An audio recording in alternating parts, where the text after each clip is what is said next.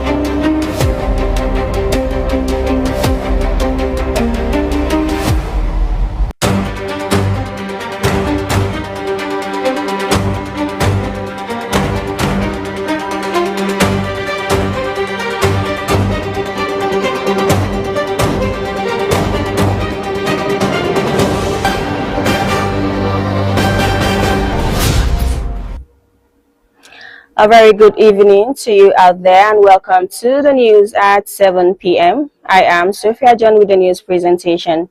Many thanks for joining us. First, the headlines.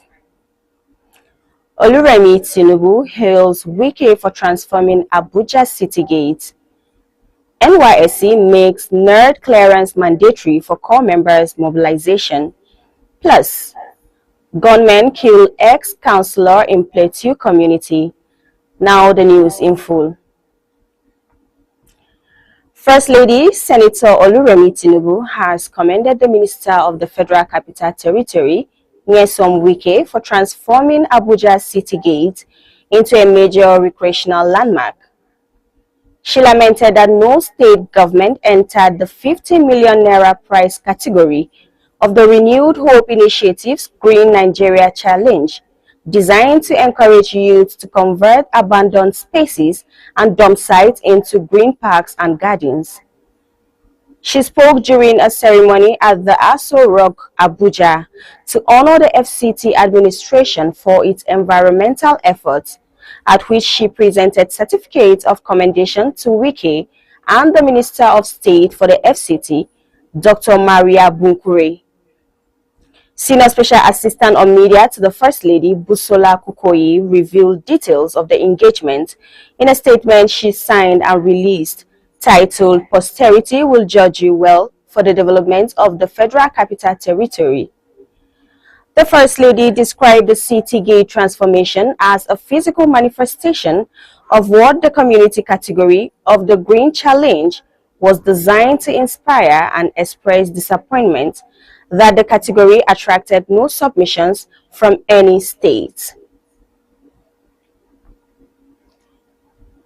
The National Youth Service Corps has warned prospective corps members that they will not be mobilized for national service without obtaining clearance from the National Electronic Registration Database, NERD.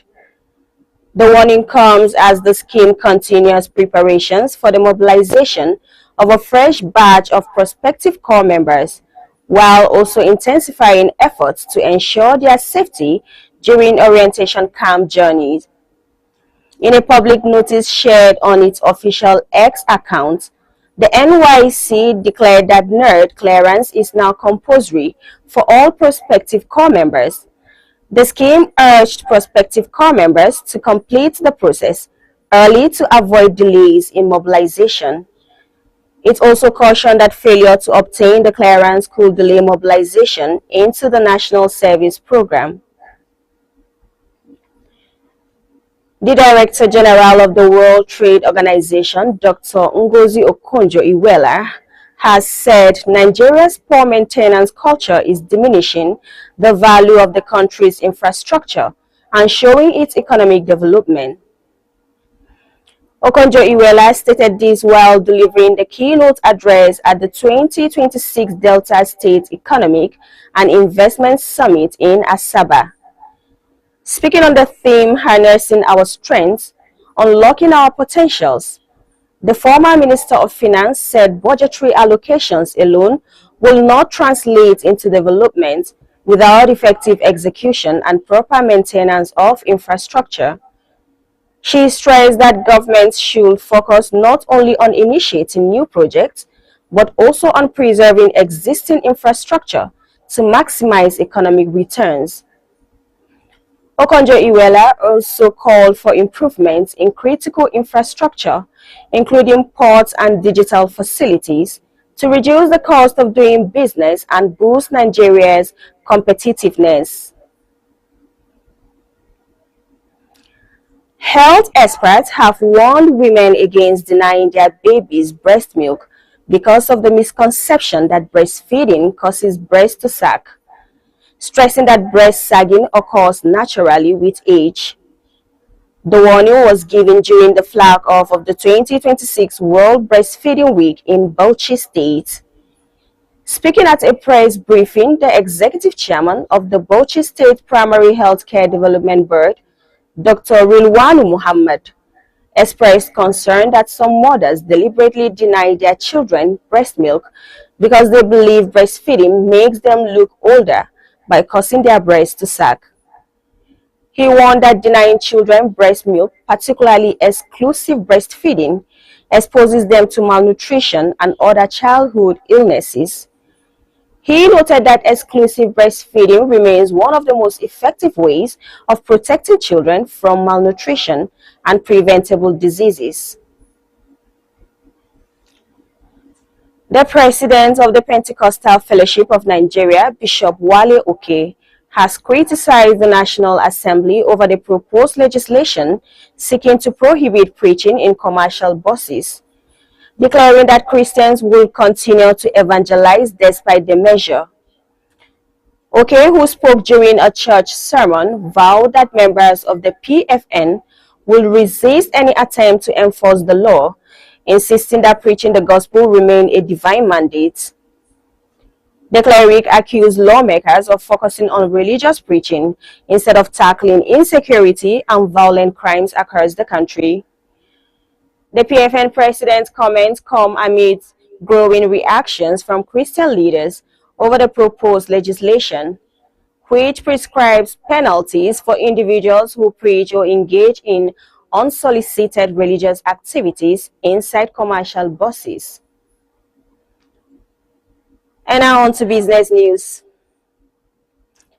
First Bank of Nigeria Limited has reinforced its commitment to women entrepreneurship with the inauguration of the Spark a Gem Challenge, awarding 10 million naira in grants to outstanding women-owned businesses.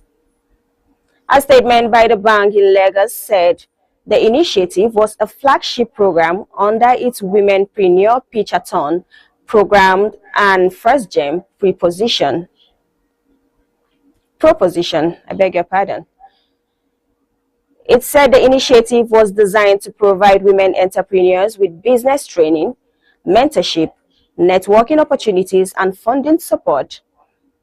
According to the bank, the program attracted 365 applications from women-owned businesses operating in agriculture, education, healthcare, food services, and other sectors of the economy.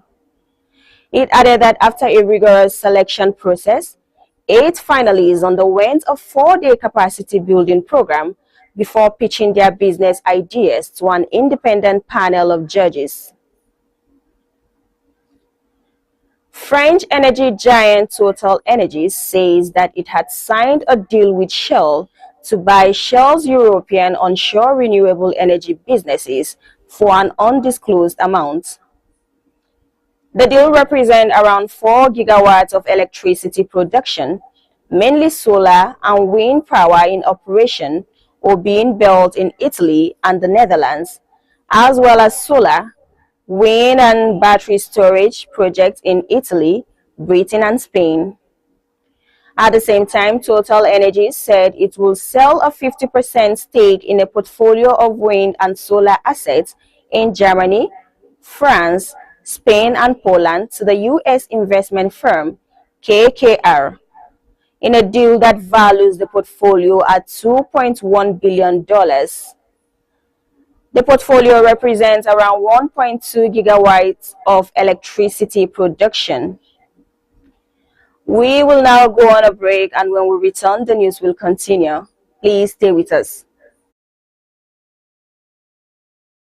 Good news, Tarabans and Nigerians. 2610 Multilinks Concept Limited is here where quality, reliability and value matter most. Multilink Concept Limited is your trusted partner for motorcycles, genuine spare parts, agricultural equipment, office equipment and genuine engine oils. Whether you are a rider, farmer, entrepreneur, government agency or corporate organization, we have the right products to keep you moving and growing. At 2610 Multilinks Concept Limited, we offer durable motorcycles including Kumata motorcycles, genuine spare parts, high quality engine oils, dependable agricultural equipment and modern office equipment, all at competitive prices backed by excellent customer service. We offer loan services mostly for civil servants. Visit our Jalingo office at number 51 Amaruwa Way, opposite Sterling Bank, PSA, or before the pedestal bridge along Wukari, Yola Road, ATC Jalingo, or our Abuja office at number 5 Angle 90 Road, Phase 1, Gwagwalada FCT. For inquiries and orders, call 08-111-06-1254, 0803-617-1476 or 0803-761-8411. 2610 Multilinks Concept Limited. Quality products, trusted service, lasting value.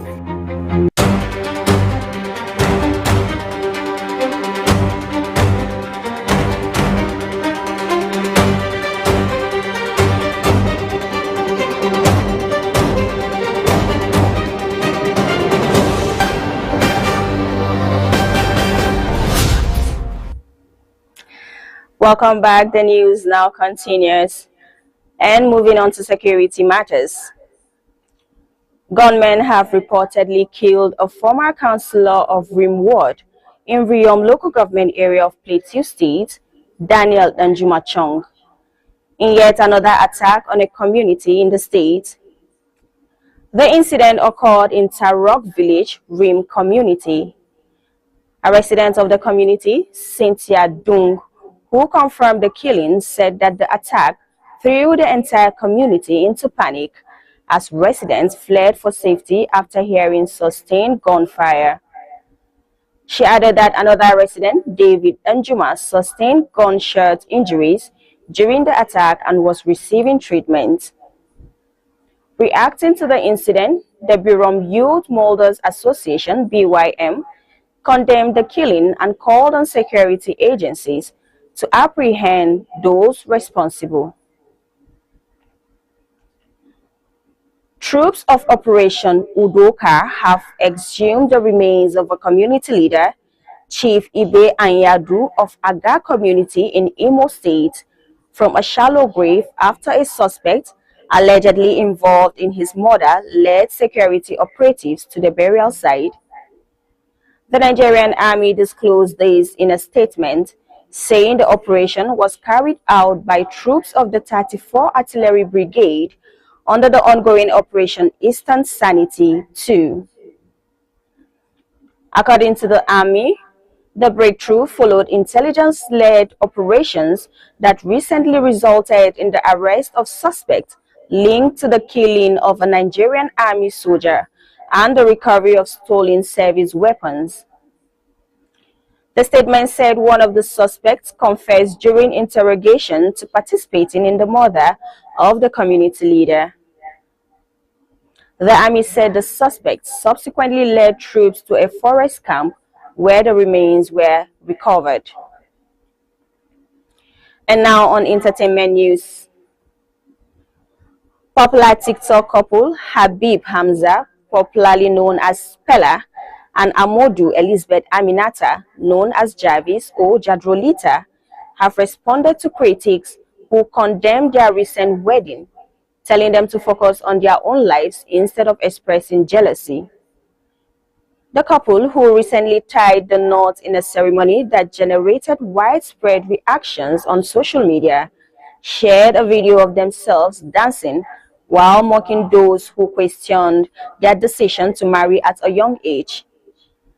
In a now trending video, the pair appeared cheerful as they danced together and sang, and the video has since sparked fresh reactions online. with many social media users interpreting it as a direct response to those who had criticized their union. Celebrity fashion designer Vicky James has responded to criticism of her frequent public appearances with her husband, Femi Atere, saying marriage requires couples to share their lives. The designer addressed the issue in a Snapchat video after a user commented that her husband did not have a life of his own because he was always seen with her. Reacting, James said the criticism stemmed from a misunderstanding of marriage. She added that marriage entails unity in all aspects of life. The fashion entrepreneur said she and her husband will continue to attend events together regardless of public opinion. Now on sports news. Premier League side Tottenham Hotspur are reportedly ready to enter the race for Galatasaray striker Victor Osimhen, despite recent unsuccessful attempts by other top European clubs to lure the Nigerian away from Turkey. After already establishing themselves as one of the biggest spenders in Europe this summer, the North London side have now identified the Nigerian international as the missing piece in their tackling puzzle. The North London club have already spent heavily in this window, investing over 230 million euros in talent. Additions such as Sandro Tonali, Matheus Fernandes, and John Paul van Heck have arrived, but the hierarchy are eager to add further firepower before the deadline. According to Court Offside, Spurs are prepared to offer 65 million euros, though that figure could prove ambitious given that Osimhen is in his prime. His Galatasaray star player was signed for 75 million or 65 million euros and is contracted until 2029. The Turkish club have valued Osimhen at 150 million euros, while the player has also said he will only leave the club if they want him to move. Mark Skinner has left his role as Manchester United head coach by mutual agreement a month before the start of the Women's Super League season. Skinner was appointed in 2021 and led the club to their first major trophy in women's football with an FA Cup triumph in 2024. United, who finished fourth, 15 points behind champions Manchester City in the WSL last season, launched their season at London City Lionesses on September 4th.